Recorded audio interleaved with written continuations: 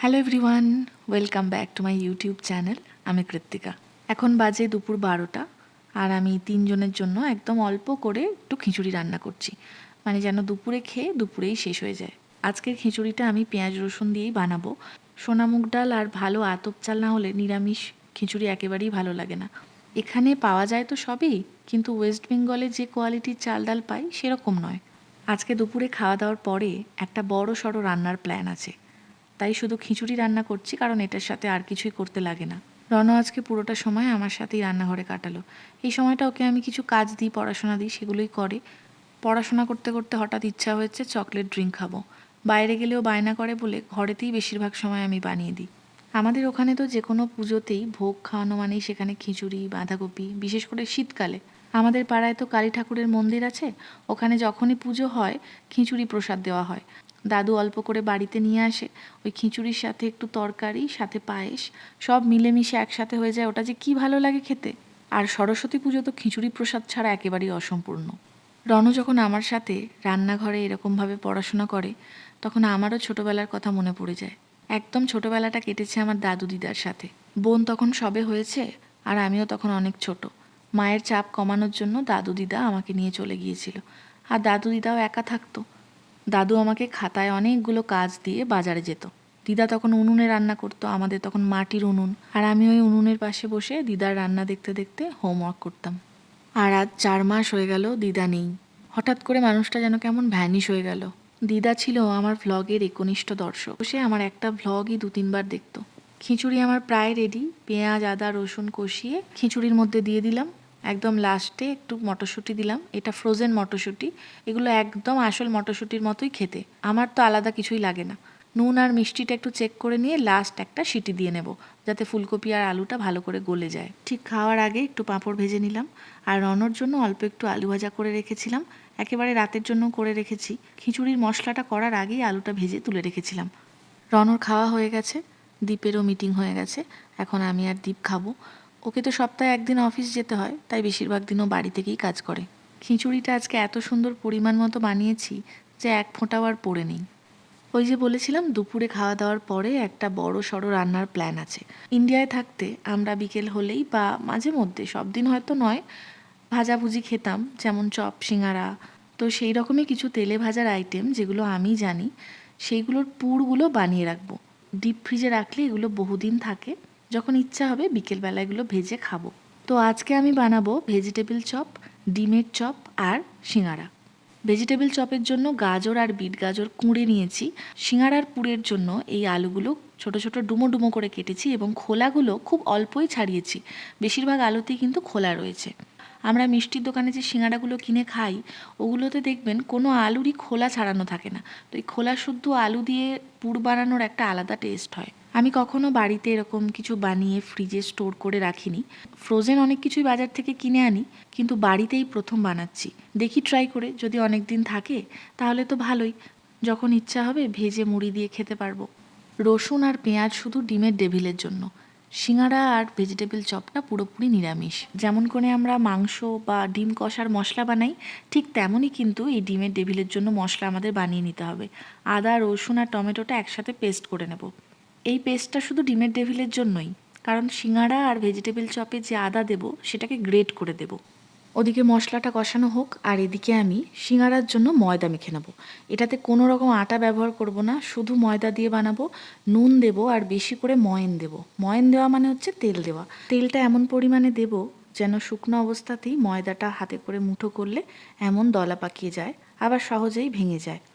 রুটি করার সময় আমি আটা সবসময় গরম জল দিয়ে মাখি, কিন্তু যখন এই সিঙ্গারা বা নিমকি এইসব বানানো হয় তখন ঠান্ডা জল দিয়ে ময়দাটা মাখতে হয়। ময়দাতে নুন আর ময়ন দেওয়ার সময় একটু কালো জিরেও দিতে হবে, এটা আমি মিস করে গেছি প্রথমে। এই ডোটা কিন্তু ভীষণ শক্ত করে মাখবো, কারণ ঢাকা দিয়ে কিছুক্ষণ রাখার পরে এটা এমনি নরম হয়ে যাবে, যেহেতু এর মধ্যে নুন আছে। ডিমের টেবিলের মশলাটা প্রায় রেডি হয়ে গেছে, আদা রসুনের কাঁচা গন্ধ চলে গেছে।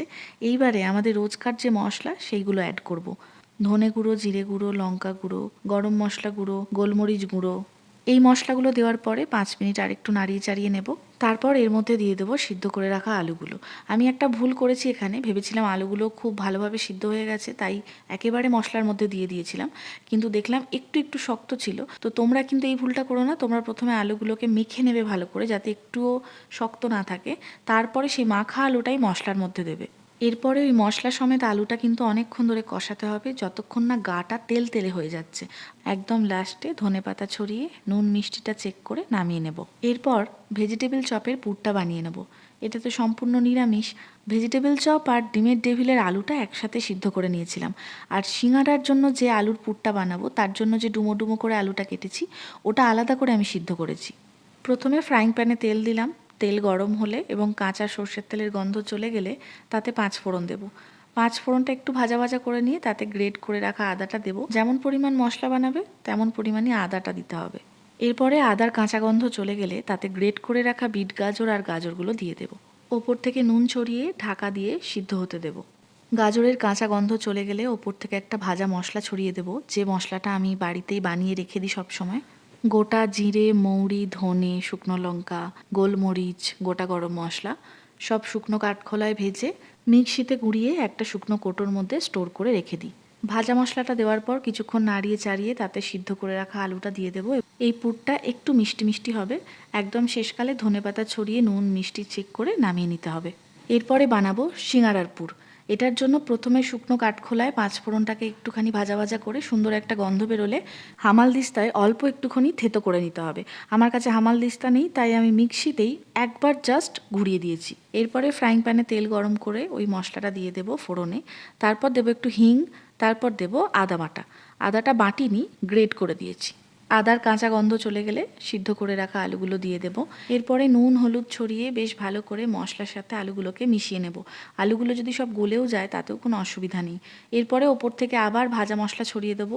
শেষকালে ধনেপাতা ছড়িয়ে নুনটা চেক করে নামিয়ে নেব।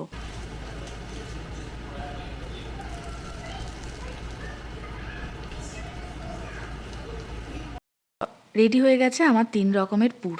তবে একটা কথা বলি, সিঙ্গাড়া আর ভেজিটেবল চপের পুরে অল্প একটু ভাজা বাদাম অবশ্যই দিতে হবে, আমার কাছে নেই বলে আমি দিতে পারিনি। আর ওই ভেজিটেবল চপের পুরে যদি অল্প একটু নারকেল কুচি দেওয়া যায় তাহলে তো সোনাই সোহাগা।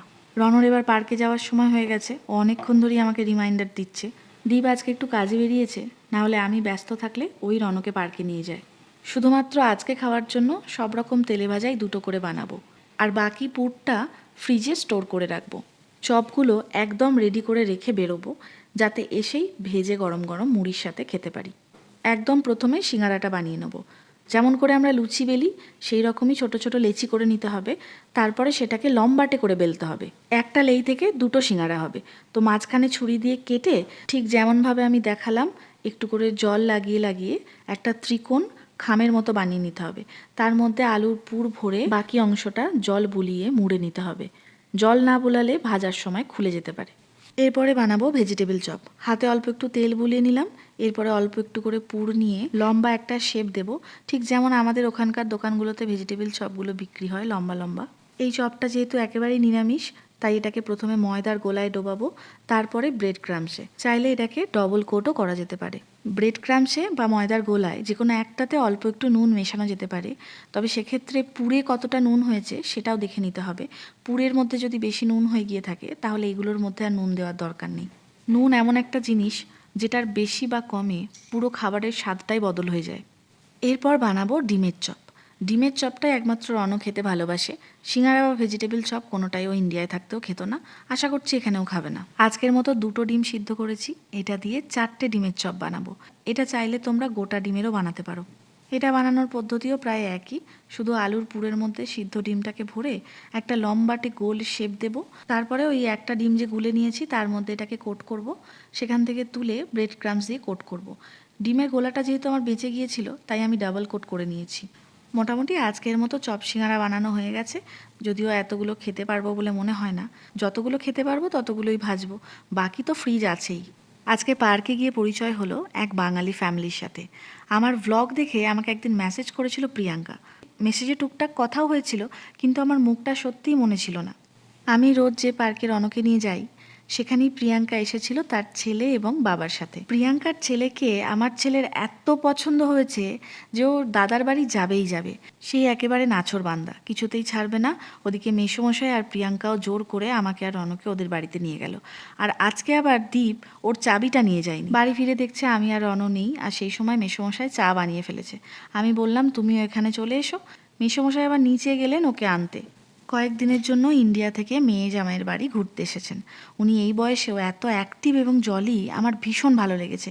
উনিই কিন্তু আমাদের চা বানিয়ে খাওয়ালেন। Thank you Priyanka, Arindam da and মেসোমশাই, ভীষণ ভালো লেগেছে। আবারও নিশ্চয়ই আমাদের কখনো দেখা হবে। কানাডায় আসার পর থেকে এই প্রথম বোধ হয় কারোর বাড়িতে গেলাম। চপগুলো তো দেখে দীপ আর নিজেকে সামলাতে পারছিল না, সঙ্গে সঙ্গে মুড়ি মেখে নিল। পেঁয়াজ আর শশা আমি কুচিয়েই রেখেছিলাম। যে ফ্রাইং প্যানে চপগুলো ভাজছি এটা গতকালকেই এসেছে অ্যামাজন থেকে। ইন্ডিয়া থেকে আমি যে ফ্রাইং প্যানগুলো এনেছি ওগুলো তরকারি, ডিম, মাংস এইসব রান্না করার জন্য। ভাজাভুজির জন্য সবসময় ছোট্ট ফ্রাইং প্যান হলেই সুবিধা, অল্প তেলেই কাজ চলে যায়। ভাজা হয়ে গেলে তেলটা ওই ফ্রাইং প্যানেই থাকবে, কোথাও ঢালাঢালিরও দরকার নেই। সিঙ্গারা ভাজার কিন্তু একটা নিয়ম আছে, কাঁচা তেলেও দিলে চলবে না, আবার গরম তেলেও ভাজলে চলবে না। তেলটা গরম করে একটু ঠান্ডা করে সিঙ্গারাগুলো দিতে হবে। একদম অল্প আঁচে অনেকক্ষণ ধরে ভাজা হবে, তবেই বেশ খাস্তা হবে। আমাদের তো প্রচণ্ড খিদে পেয়ে গেছে, ভেজে যে একসাথে নিয়ে সব বসবো তার আর তর সইছে না। ওখানে দাঁড়িয়ে দাঁড়িয়েই মুড়ি, চপ, সিঙ্গারা খেতে শুরু করে দিয়েছি। আমার ভিডিও যদি ভালো লাগে তাহলে এই ইউটিউব চ্যানেলটা একটু সাবস্ক্রাইব করে দিও। আজকে তাহলে চলি, কেমন? তোমরা সবাই ভালো থেকো, সুস্থ থেকো। আবার দেখা হবে আমার পরের কোনো ভ্লগে। Good night.